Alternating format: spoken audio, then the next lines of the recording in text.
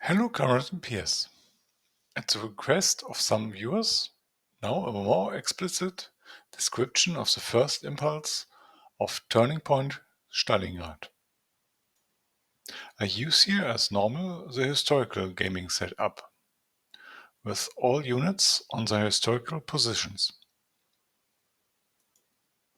You can find the starting locations on the flip side of each counter. The historical setup is quite balanced and in my opinion also reduces the time needed to set up the game as a whole. The first thing is to check for rubble created by the previous day's bombardment. We roll a die and add the terrain modifier. In the case of a sum of 7 or above, we place a rubble counter. In this case 6 plus 4 adds to 10, so we place a token. When all rubble locations are checked, the German player has the opportunity to start his offense in the first impulse with an all-out bombardment. Any observer and the Luftwaffe can attack a different legal area. The first bombardment attacks with 8 plus a dice roll of 7, so 15. The defender rolls 11 and adds his defense value of 4 and 3 for terrain, 18. So nothing happens and the observer is marked with a 4-day delay. The next artillery attack will therefore not take place until the 17th at the earliest. The Stukas, on the other hand, can take off every day. The next observer initiates an artillery strike, but this fails too. Offensive power of 9 plus 4 on the white dice against a defense of 2 plus a roll of 11 and 3 for terrain results in a 13 against 16. Artillery attacks can result in further rubble, but for this the German dice roll plus terrain modifier should be at 13 or above. With these low rolls nothing happens. Again the observer is marked for a 4-day delay. The third attack further north is also planned, carried out, and remains ineffective. The fourth attack was also completely unsuccessful. At this point I have to admit I briefly checked my dice, but it wasn't their fault. The German artillery failed completely that day, which is not a typical result. But at least the Luftwaffe was able to deliver a better result. 8 offense level plus 10 dice roll adds up to 18. The defense of 4 plus 1 terrain modifier and a dice roll of 5 results in a score of 10 for the defense. The difference of 8 is the casualty rate. A fresh unit is destroyed for a casualty rate of 3, so this counter is put aside. The Russians react by closing the gap with another unit, which gets delayed for 1 day and is flipped to its spent side. On second thought, another unit followed. In the next impulse, the German attack in the south with an armored Recon and a tank company to secure an access to the river. For close combat, the modifiers get a bit more complicated. Offensive value of 6 plus 1 for a second company plus 1 for air superiority plus a dice roll of 4 adds up to 12.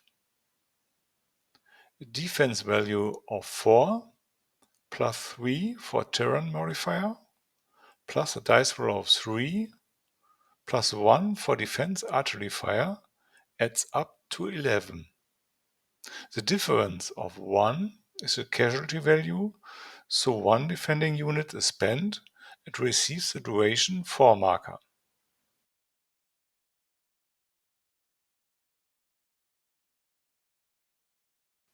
The attacker, on the other hand, is delayed for 2 days for being successful. The Russians secure further the area of their first loss to slow down any breakthrough attempts.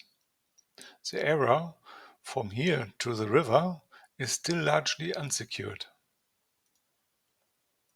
In their third impulse, the German attack in the southwest, where the artillery barrage failed. There is also a fairly open area towards the river that they try to exploit. A grenadier and a flak battalion attack the Russian tank company guarding the woods.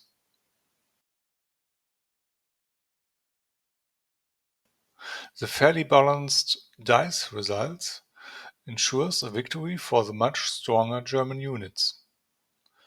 The offensive sum of 18 exceeds the defensive sum of 14. With 4 casualty levels, the Russian tank unit is destroyed.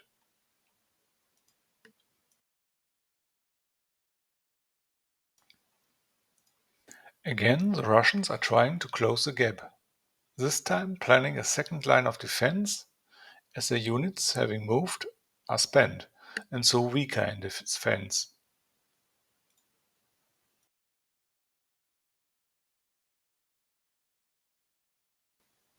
The German push further forward and sent a recon battalion to push back the defenders and reopen the gap. Favored by a good dice roll, the Russian units are wiped out. In addition, the die for the Russian defense artillery fire shows a 1. This means that the Russian artillery position was discovered and damaged by counterfire. Supporting fire is no longer possible in this sector until the artillery is refitted and repaired. On the Russian turn, they are again shutting up open ground. This time, a light tank company is ordered forward as a new second line of defense. But the Germans continue to charge forward. As the grenadiers have not enough movement for a deeper attack, you need 2 movement points if there is a fresh enemy unit in an adjacent area, and 3 to enter an area with a spent enemy. A Panzer III battalion is sent to do the job. With good dice roll and missing defensive artillery fire, the Russian defenders are destroyed.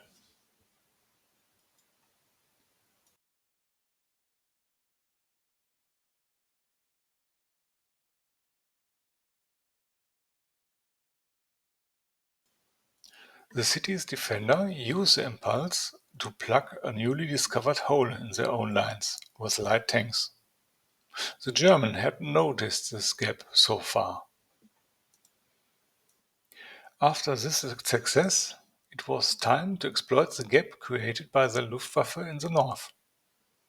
A battalion with assault guns was brought in from the surrounding area and attacked the enemy. This fought back doggedly, and after the dice were thrown, the result was a draw, 11 to 11 points. This gave the attacking unit a delay of 3 days, and the Russians held their position. In addition, the Germans' row of 5 was below the daybreak threshold of 6. The night came earlier than expected. As the final action of the day, Russian troops occupied Hill 126.3, knowing full well that they no longer had to fear an attack today and that they would be ready tomorrow. The beginning of the night was used by the German to position an anti-aircraft unit behind their own lines.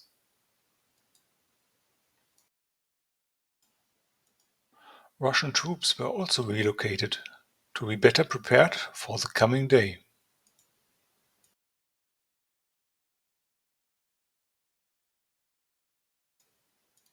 While the German side went to sleep, they declared to pass, there were further reorganizations among the Russians.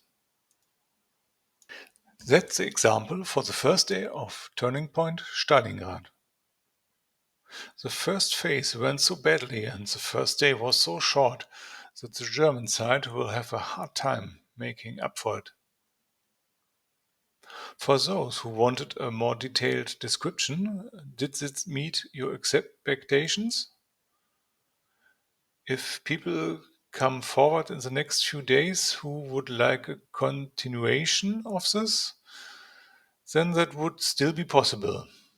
I'm just unsure whether I should take up the further steps of the game because it extends the game quite a bit and time is short. I hope you had some fun. Till then.